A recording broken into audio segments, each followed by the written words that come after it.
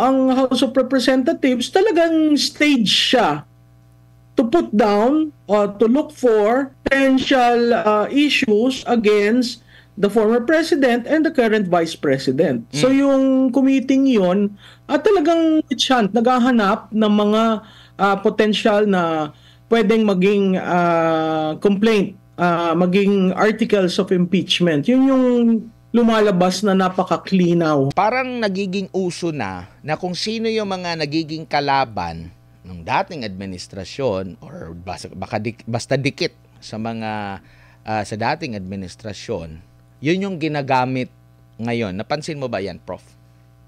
Oh, Admar, alam mo, nagulat ako doon kay Glomer.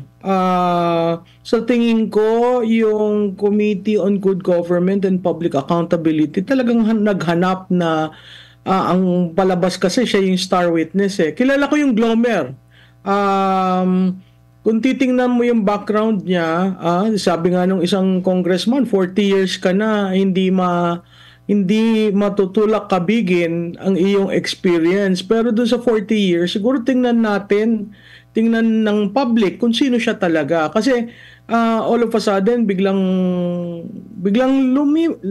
lumantad na retired na yan, nabigyan naman ng maayos na paglabas sa DepEd.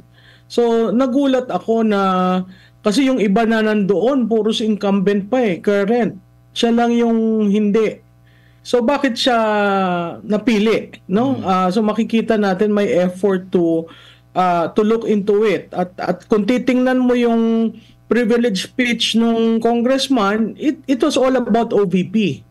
Ngayon may DepEd na. So yung committee yon talagang chance naghahanap ng mga potential na pwedeng maging complaint, maging articles of impeachment. Yun yung lumalabas na napaka-klinaw.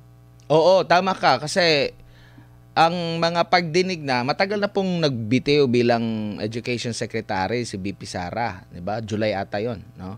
Tapos, OVP, budget ng OVP dapat yung pag-uusapan. Yet, merong ganyan ang issue sa ibang ahensya na naman. Pero bakit hindi nila inimbestigahan yung naging privilege speech ni Senador Joel Villanueva patungkol dun sa education, yung sa laptop? Diba? So makikita mo talaga may pinapaboran. Ang nakikita pati natin dito, dalawang track na, isang impeachment at dahil hindi nagkakahalo-halo na impeachment, resignation. Biro mo naman yung mga freshmen nagkita na mag-resign. Sa tingin ko, kailangan nila mag-brush up sa Constitution, kailangan nila mag-brush up sa mandato ng Vice Presidente, at kailangan nilang pag-aralan ano ba yung circumstances na pwede mag-resign.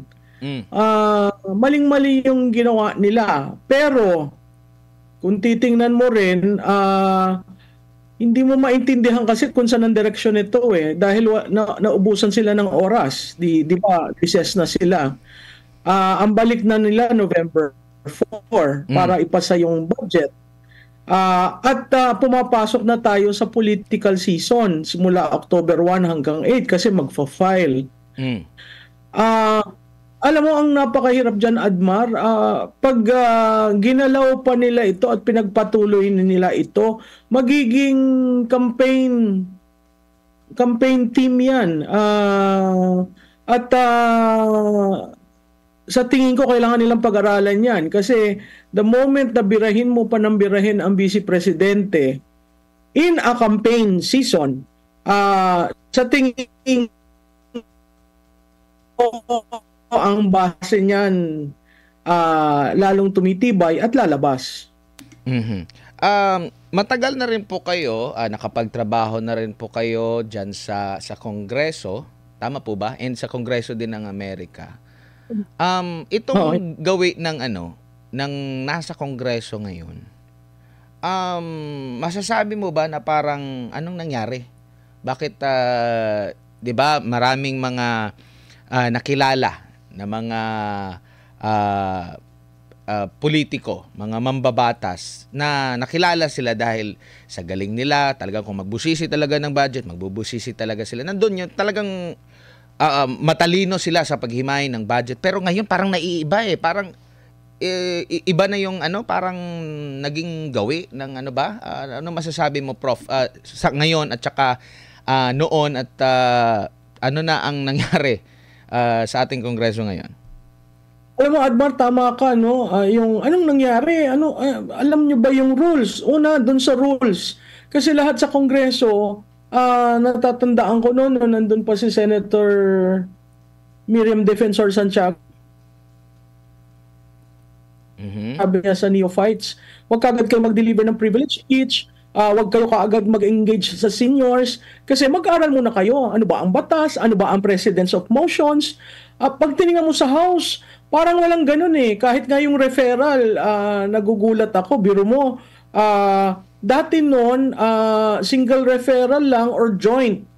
Kung may pondo na kailangan sa appropriations. Pero ngayon, biro mo, ilan yung referral, tapos nag-create pa sila ng Quad Committee. So, ibig sabihin nun, ang Quad Committee ay isang special committee. Samantalang yung 4 na committees na bumubuo sa Quad ay standing committees. Meaning yung standing, traditional committees yun. Hindi create for a definite purpose. Yung Quad tuloy, lumalabas, isa pa ring witch hunt para kay Presidente Duterte. So meron kang Quad na para kay Presidente Duterte, sinusubukan nilang isama si BP, hindi nila maisama-sama, nag-create ngayon ng, hindi nag-create, refer sa standing committee. Alam mo, Admar, ang surprise dyan, yung Congressman Joel Chua, na-appoint lang yan ng September 2024. September 3 to be exact.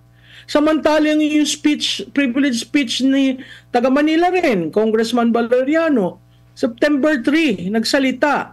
So kung titingnan mo, talaga may kumukumpas. Ilagay natin doon, mag-speech ka, i-refer natin doon para buksan yung inquiry sa Vice Presidente. So, pag titingnan mo ang House of Representatives, talagang stage siya to put down, to look for potential issues against the former president and the current vice president.